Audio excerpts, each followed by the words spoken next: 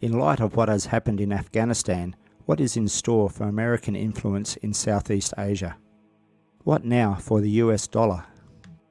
The US dollar is currently the world's reserve currency, and many countries in Southeast Asia have the dollar as their main currency. In this video, we discuss what is the future for the US dollar and its influence in Southeast Asia.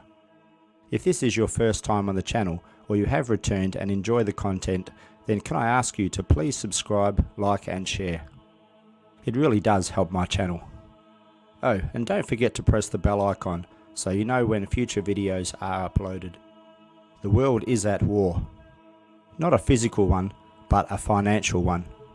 On one side, we have the United States trying to impose their will on certain countries, using the dollar and sanctions as a weapon.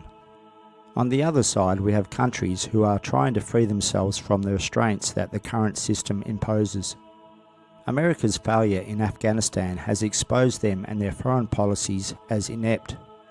The financial war has become dangerous as more and more countries try to free themselves from the US dollar and American control.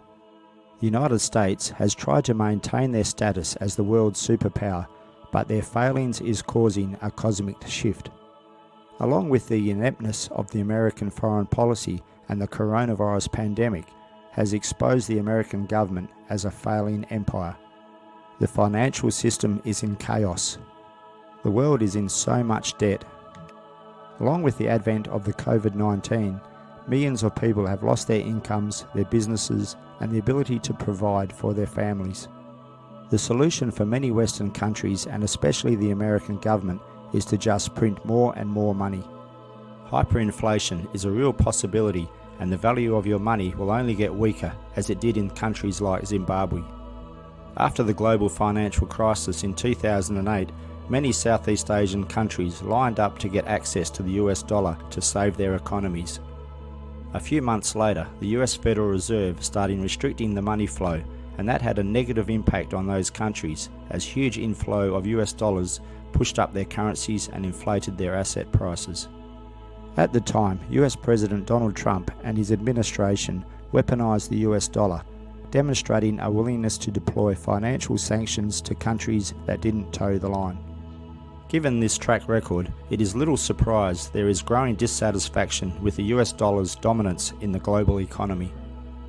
The reserve status of the dollar means that the United States must be willing to supply the world with an extra supply of its currency to fulfill global demand for foreign exchange reserves. The upshot for the United States is that it enjoys lower interest rates, increased investment and cheaper consumption, allowing it to borrow and spend well beyond what other countries could get away with. The COVID-19 pandemic has exposed the fragility of the financial system and the dominance of the US dollar. Almost $1 trillion was spent in America's failed occupation in Afghanistan.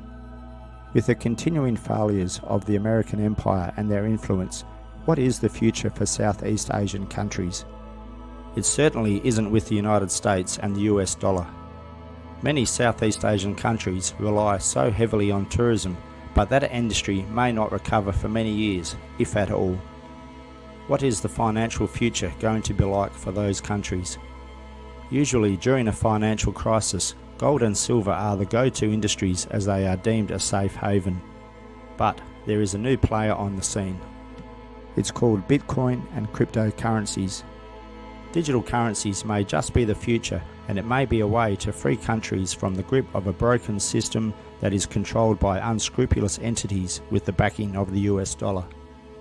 I urge everyone to do some research on the coming collapse of the US dollar and to be prepared. Will Bitcoin and cryptocurrencies be our saviour? One thing for sure is that countries in Southeast Asia and indeed the world cannot rely or trust the United States anymore.